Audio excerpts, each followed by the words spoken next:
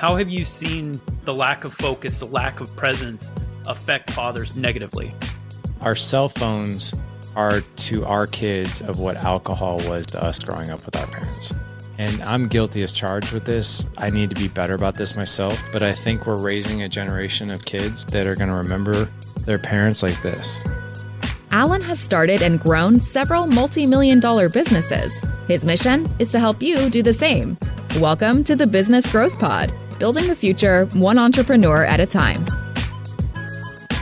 Hey everyone, welcome to the Business Growth Pod. I'm your host, Alan Draper. So what does it mean to be a dad? And how do we know if we're raising our children correctly while also devoting the proper time and attention to our marriages, our businesses, and things like that? This is where Larry Hagner comes in.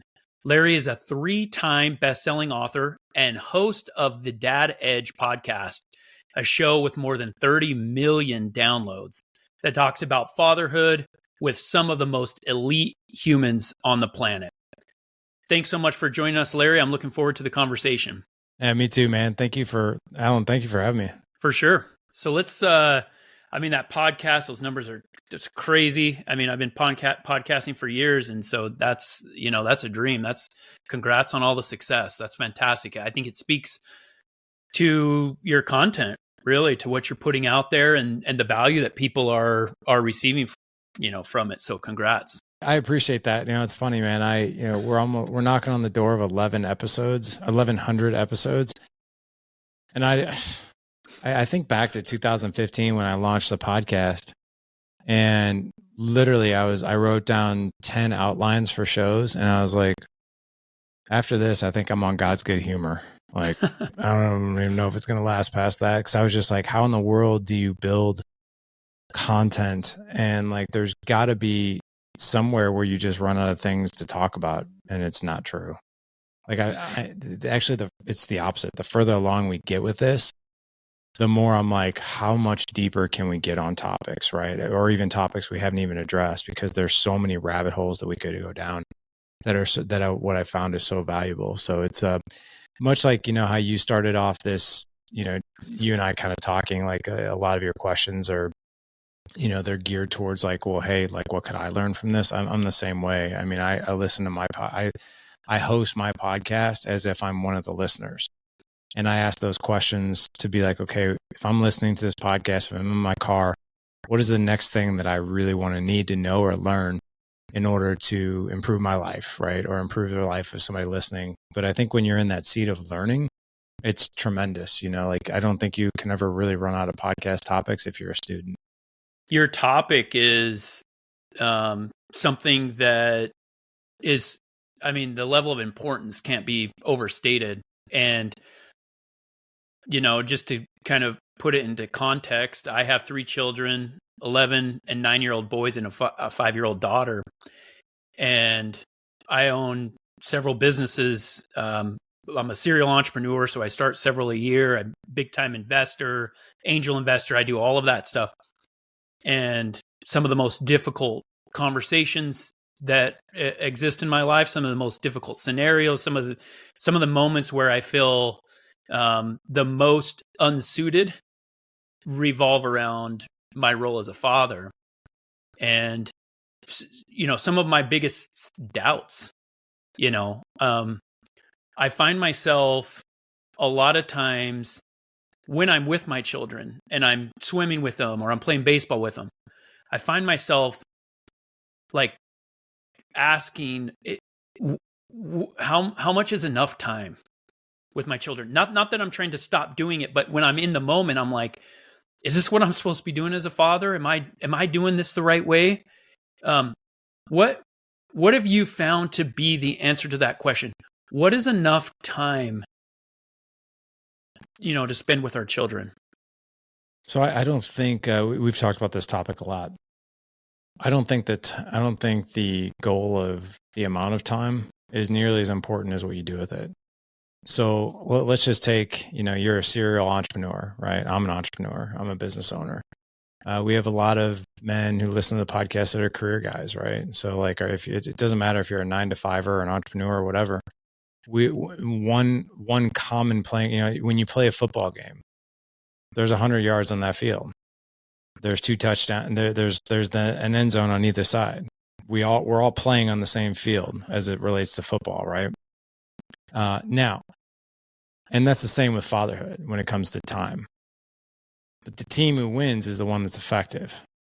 The team that wins has a plan. The team who wins has the skills that basically outskill the other team, right? And fatherhood, in my opinion, is really no different than that. So I could name off 20 guys that I know that are home every night at 5 or 6 o'clock, and they have 4 to 5 hours with their kids every night. And they probably waste 90% of it, right? They're either sort of sitting on the sidelines, so to speak, and just watching the family, which is okay to some degree. It's better than not being there. They're on their phones. They're entrenched in Netflix or football or whatever else, right? And they're not really fully there, right? Versus a guy who maybe only has 30 minutes a night.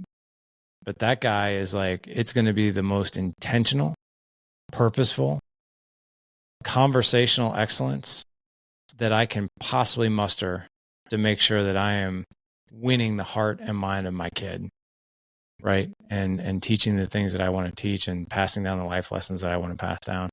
I interviewed, have you ever seen the movie Hitch? Yeah. It's like one of my favorite. I love Kevin James and I love Will Smith. But that movie is actually written. It's based on a true individual by the name of David Wygant. Have you ever heard of David Wygant? So David Wygant was like the world's kind of first dating coach. And I've gotten to know David pretty well over the years. And he was an early podcast guest that I had.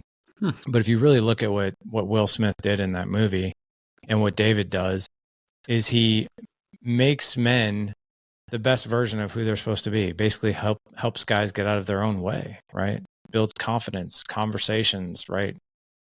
All those skills are applicable. But David grew up with his dad, and when I had him on the podcast, I was like, what was it like for you growing up?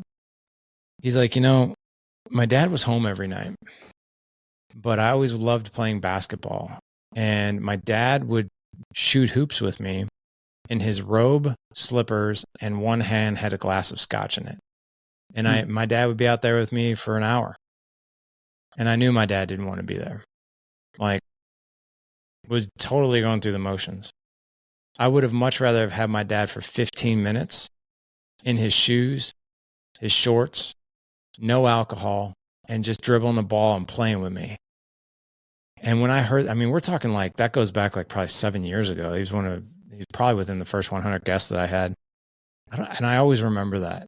So I always tell men, it's not necessarily, if you got 20 minutes, dude, make it the best 20 minutes you possibly can. Put the phone away, be insanely intentional, laugh, conversate, ask really good questions, get really, really curious, laugh with them, talk with them, walk with them, hike with them, play with them, whatever you got to do.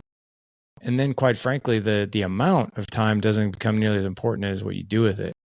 So that's my message for men who are like, I need more time. Because when we really peel back the onion layers, like if you had more of it, what would you do? Well, I would do this, this, and this. Well, you have time now. What's stopping you from doing this, this, and that? And then you kind of see the light bulb go off and be like, well, yeah, I could do that right now just by replacing some of the things that I kind of meaningless, to be honest. I have a lot of insecurities about being enough as a father. Oh, yeah. It's something I struggle with. And I think just based off of your answer, I need to change the measurement or the perspective of it from time to quality. And it makes sense. I recently read a book called Deep Work. Oh, yeah. Are you familiar with it? Oh, yeah. It is fantastic. I love reading books that change the way I think. Mm-hmm. And that book, it destroyed so many of my previously held paradigms and structures. And one of, for the listeners, just one of the general concepts of it is this idea, this overarching idea that through social media and technology, our ability to focus on one thing at a time is slowly diminishing. And we need to be very proactive and deliberate about getting back to this sincere focus on one thing at a time. One of my favorite quotes I heard recently. It said, the greatest skill of the 21st century is going to be the ability to focus on one thing at a time. And in a world of multitasking, cell phones, TVs in the background, all these things going on, it's funny how, that is going to be the skill, but it totally makes sense. Now you focus and provide training on presence. Mm-hmm. How have you seen the lack of focus, the lack of presence affect fathers negatively? Oh yeah, we could go down the rabbit hole of that one, right? There's a lot of distractions. So I'll share a quote with you that I shared on one of our trainings. I didn't really realize how hard it hit the guys who were on the training until I heard a couple guys gasp after I said it. And I said, our cell phones are to our kids of what alcohol was to us growing up with our parents. So like I mean, whether your parents struggle with alcohol or not, if they didn't, great, but a lot of our generation of fathers who are fathers now, that was the outlet, right, for our parents. And I remember, seeing my mom and whoever guy she was dating or married to at the time, like just throwing back alcohol. And I always knew like this is a barrier between, us, right? I just knew it was because it took her away from me. And I'm guilty as charged with this. I need to be better about this myself. But I think we're raising a generation of kids that are going to remember their parents like this. Dude, I sat next to a mom. I haven't been great about this 100% of the time. And there have been times where I've really absolutely sucked at it. But I am really trying to be vigilant about, like, especially when I'm at my kids' sporting events. Granted, I have my phone with me, like, to make videos of their stuff. But I want to make sure that when they look up at me, I'm either A, making a video of them, or B, they see me watching them with my eyes and not like this. I was sitting next to a woman. I took my son, my 7-year-old, to soccer practice. And I was sitting next to this lady, and she was on her phone playing a ridiculous like game, like Candy Crush or something retarded. And I saw this kid banging on the glass because it's indoor soccer, and he's like trying to get his mom's attention, right? Watch what I'm doing, watch what I'm doing. He was so proud. And then it just kind of got to me after a while. And normally I'm on my own business, but I couldn't help it because this kid just did it over and over again. Finally, I kind of like just nudged this lady. I was like, "Hey, excuse me," and she looked at me like she was just annoyed that I was bothering her. And I'm like, "Is that your son?" And she's like, and she literally does this. She's like, "Yes." And I go, "He's trying to get your attention. I think he really wants you to watch him or something because he keeps trying to flag you down because he's out there kicking and practicing and that kind of thing." She goes, "He's such a weirdo." Literally, she shook her head and goes, "He's such a weirdo," and went right back to her phone. And I was just like, dude, I don't know what it was in me, but I was like, are you kidding me right now? Not that, listen, I've been guilty as charged as well, right? I'm sure my kids have looked up at me and seen that. But when I saw that, I was like, dude, this is the way your kid's going to remember this, right? So I think it's really important that the discipline that when we're there and we're present, we're there. Simon Sinek, he's got this great video of like the subconscious psychological impact of like when someone's talking to you, like you and I are talking to me and I have my phone in my hand, that subconsciously and even subconsciously you feel less important with just this in my hand. Or if it's sitting open, right, and it's right here in front of me between us. It's very different than if I were to be like, if you were to say, "Hey, Larry, I have a question for you." And I'm like this. "Yeah, what's your question?" And I just totally lean in and I zero in on you and not that. It's not even visible. Like, I like to actually leave it out in the car or on the seat where the kid can't see it. If we're sitting down where I can't see it, where I can't. I mean, I purposely have my phone as my wallet because I close it. And if it lights up, I can't even see it. So I think it's really important, man, especially for this day and age, that we're mindful of that stuff. I'm not saying devices are taboo, but I am saying that they will create a serious wedge in the connection with your kids. I don't think any guy listening to your podcast or mine want to be remembered of, my dad was there, but he was always on his phone and never really listened to me. I don't want my kids saying that. I've recently been on this journey because of that book that I recently read, and I'm realizing that I'm addicted to my phone. And Sure. as an entrepreneur, I justify a lot of it in terms of, hey, I've got businesses to run, I've got emails and texts to respond to, and all these things. And I even, sadly enough, I've said that to my kids, like, hey, I'm not just playing games on my phone, like I'm actually working. I've said that, not necessarily my proudest moment. What are some tips and tricks that you have to help fathers? Is there a schedule? Are you saying, hey, you from 5:30 to 6, you schedule ahead of time, time with your children? Is it more, impromptu conversations and things like that? What are some things that fathers can do who, we're tight on time, we have a lot of ambitions professionally and otherwise? Help us out here. So how old are your kids? 11 and 9-year-old boys and a 5-year-old girl. Does your 11-year-old have a phone? No. Okay. iPad? No, there's like a family iPad that gets passed around. Okay. Is there anything that he does, like shows he watches, or is he in front of screens quite a bit? Yes, more than I would like. Okay. So think about that for a minute, right? I had this was years ago. I had my oldest son really hold it. Man, I forgot about this story until you asked that question, but I'll share it. I shake my head because this was before Dad Edge, and it was when I had a full-time job. And I'll never forget, such a horrible moment. I think it was 2010, 2011. My son was 5. And he had a toy phone.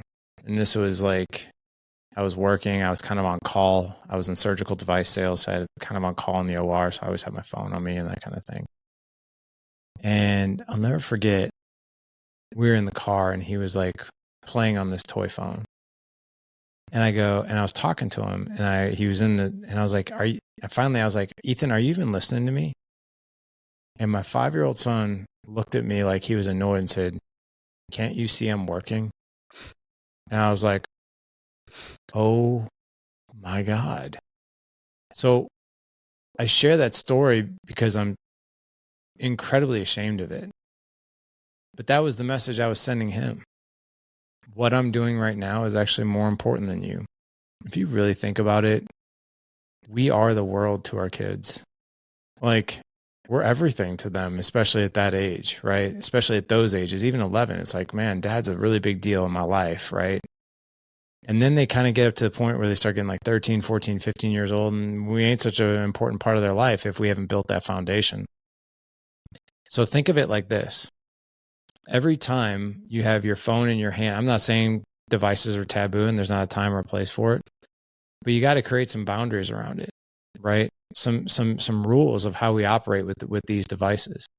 I guarantee that if I was on the other side of this interview and I'm like doing this on my phone, and I'm like kind of answering like, yeah, I think there's a time and a place, for, boundaries and devices. And how does that make you feel? Like, I'm just asking you, like, how would you feel?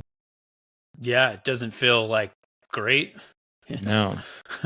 And now think about now you and I don't even know each other. Think about this as your kid, right? Like when you started this interview with a really authentic statement, and that is, I don't know if I'm always questioning if am I enough? That's the number one greatest human fear of anything, by the way. Am I enough? If you really boil down what fear is am I enough? Will I be loved, or will I be left alone? Isolation is hell for a human being, and it all boils down to, am I enough? So your kid is growing up with, well, if Dad can't get away from his phone and give me attention, am I enough? Am I enough? Am I worthy of his love? Am I worthy of his attention? And am I even important? So tricks and tips, sure. But you got to have a really solid why. Otherwise your tips and tricks are not going to be enough, right? I could tell you go put your phone away from 5 to 9 p.m., but that's not a strong enough lever for you to be like, you want your kid to feel like he's less than, unloved, unseen, and unimportant. So it really boils down to, you got to get that in your heart first. And then the boundaries are like, there's a product that I fully endorse. It's called Aro, ARO. It's this beautiful, decorative, sort of kind of like box. It looks like it's perfect to just sit on a counter. And what it is it's actually a box where your phone goes in, and there's an app that goes with it, and it measures your time away from your phone. So it actually gamifies and incentivizes you to be completely without your phone, not in your pocket, not on the counter, not in airplane mode, but in this box. It measures the amount of time. So if you really want to get technical on a tactic, once your kids have phones like my 2 older boys do, and my wife and I, gamify how much time as a family can we spend away from our phone? How much RO time can we get? Once we've each reached 10 hours, let's go celebrate and go have a pizza somewhere or something like that. But you can really gamify these things too now, which is really cool. But that's one device that it's gold for families. One thing that I struggle with is, because of my use of devices, I've kind of encouraged this screen time with my children. And I realize that. I realize they're, a product of their environment in a lot of ways. And so I'll have moments where, I'm like, okay, I'm going to put my phone down. It's 5:30 before we eat. I'm going to go spend 30 minutes with my kids. And then I go and I'm like, hey guys, let's go do something. And they don't want to, right? Because they're playing on their app or video games or whatever. And so I'm trying to dig myself out of this hole that I've dug. And how do I do that? How do I even though they're still younger, I guess, how do I reset some of those things so it's like, hey, do I make them? Do I, upset them like in their video game, like they're right in the middle of it? Or what's the process to kind of start undoing some of these things that I've done? So I don't think tech is, I think it just sort of depends. By the way, it's not too late. 80% of our one-on-one time with our kids is gone by the time they're 12. So you still have time to make an impact, right? I think it's really, really important that you make that impact now, like, and anybody who's listening, versus later on, because once they're a teenager, it's a little bit harder to undo some of those habits, right? I don't think so. Like my 9-year-old, he loves playing video games with me. He doesn't, and quite honestly, he doesn't play video games very often, like maybe a couple times a week, but he likes to do it together. And as much as I'm like, no, we should go throw the football, it's really important and meaningful and so much fun for him, for he and I to share, and that fun for him. I mean, I think about like playing Nintendo with, somebody my mom was dating or a dad at the time or whatever. And I was still like, oh my gosh, this is like the greatest thing on earth. We're playing Nintendo together.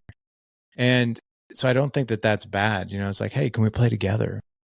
But I also think it's really cool to be like, hey, what would it look like if we played video games for the next 45 minutes together? And then after that, we get to go do something outside of your choosing, whether it's, and we could throw this, we could kick the soccer ball, we could throw the football, we could go run around, we could do whatever you want to do, right? But doing something that doesn't require a screen. But I think what's really important is that there's a timestamp and a boundary around these things. So it's like, we're going to do this for the next 45 minutes, and then we're going to move on to something else. And I want your input of what that could look like. But I think I don't think tech should be necessarily taboo. Tech can still be somewhat connecting. But I think it's also really important for, especially, and we could do a whole podcast on this, video games, iPad time, like all of these things that our kids are into. Like, how old are you, Alan? I'm 43. Okay. So you remember like Nintendo. Oh yeah. Yeah. Like Super Mario Brothers, Mike Tyson's Punch Out, Castlevania. There was an ending to all those games. You could only get so far and the game actually ended. There really is. You could play Call of Duty for probably 100 hours, and I don't even know if you get to the end of that game. So like, and the iPad apps and all of these things are designed to not have an ending. Sure. They continuously go on. And when you're in front of a screen, your brain is in flow state. So it's almost impossible, especially for a kid, to get them out of flow state. One of the most powerful things on your phone, and I use it all the time, is the timer, right? The timer. I'm like, hey, I'm going to set a timer for 40 minutes. We're going to play this game for 40 minutes, and then we're going to go read some books. How about that? And they're like, yeah, cool. And then we'll play as much as we can in 40 minutes. You're teaching them discipline, and you're teaching them everything is okay as long as it's in somewhat moderation, and we're disciplined to that moderation. The timer goes off at 40 minutes. We don't set it for another 10. We hold our word and we move on, right? But I think that's one way to do it. One of the goals that I have as a father is to teach my kids hard work and industry. I grew up in a small farming community. Yeah. And it was just instilled in me naturally. I think it's tougher nowadays, and that make me sound old fashioned. What is it for us as fathers? How important is it for us to teach our children, this quality of hard work, and especially as fathers, I think, do they need to see us working a certain amount or to some level, or is it more important if we have time in the margins that we spend it with them? This is a question that I really struggle with. I think both equally. So I think that there is a time to enjoy, right? And just to relax and to have downtime. There's also a time to grind and work and be relentless with that, right? I think my personal opinion, so I train every day, I work out every day, and our whole family is, I would definitely call us a fitness family. I started bringing my kids into the gym for training. And I'm very loose with that term of training. Like for a 10-year-old, 9-year-old, whatever, I want to see a smile. I want to see a little bit of sweat, but I want to see them laughing, and I want to see a smile. I am not going to have a 10-year-old do power cleans until he pukes, something like that, because then he'll look at it and be like, this sucks. Mm-hmm. But I think one of the lowest hanging fruits for anything to teach a little kid, to teach a younger kid the benefits of hard work is by doing something physical, whether that's a sport, whether that's fitness, and you show them not only the work ethic in it, but the grind in it. So like, I trained for a bodybuilding show with my 15-year-old last year. And it was all his idea. I couldn't even believe it. I was like, you're on crack. I was like, I'm not doing that. But then he was just like, well, yeah, we get to train every day together. I'm like, okay, I'm in. Yeah. And we did it. We prepped for 16 weeks. And here's the cool thing. We actually looked forward to that grind, to that workout, because it was, I think if you can, and there's one big reason for that. Every time we worked out, it was an opportunity to get slightly better, slightly stronger, slightly fat, whatever it was, right? And we would set those little tiny goals that we could just chip off here and there, right? But the other thing too is connection. If we could teach our kids work ethic while also connecting with us, like, dude, me and my son, we had the best conversations in the gym, even though we were both like in hell. Like I remember a week out, we were on the stair stepper and I'm just like, this sucks, right? But you have those conversations of like, this sucks, but we're doing it anyway because it's really important, right? And I remember me and him just exhausted mentally and emotionally, we're depleted. And I'm like, how are you feeling? He's like, this is really hard. I was like, yep. And I was like, do you think anybody else your age is doing something like this? He's like, no. I was like, yeah, I would agree. No. I was like, what have you learned through this? Like, and you bring it back to like, what has the grind and the work ethic taught you? And he would tell me those things, but I want him to say it. Like, I actually want to pose the question. And I want him to teach me what he's learning through this grind versus me try to teach him. It's actually remarkable. Like the lessons that they're learning kind of on their own sometimes supersede the ones that I want him to learn anyway. So I think it's bringing them along for the grind, and here's the other thing too. We had a mantra that we used when we were training for that. Let's be obsessed with the results and do the discipline and the process of training anyway. the training we know is not going to be the most fun, but the results and the outcome, that's what we're after. And I think if you can plant that seed, this is going to suck sometimes. It's going to be hard work, but you know what? That's why we're doing it. I think that is clear to kids. Our time's up. Larry, I have a list of another 20 questions that we could speak for hours about this subject that I care so much about. And clearly you do. I appreciate all the work you're doing. I appreciate you fighting the good fight for fathers out there so that, we can get a little better. I always talk about my journey that I'm on as an entrepreneur and as a father and son of God and all these things. I talk about the journey, and I talk about how important it is for me to identify not just where I'm going to eventually end up, but the road that I'm on. And I think you're adding so much value for the listeners. Check out his podcast, check out his books. Just think of the value that the last 30 minutes has added to your life. I know for me, there's several things that I'm going to do differently. I'm going to be more proactive about spending time with my kids, and be actually with them. I know the value of that. That's been reemphasized today. So Larry, thanks for your time, man. Appreciate you. And I look forward to following you on your journey. Thank you, man. Appreciate you.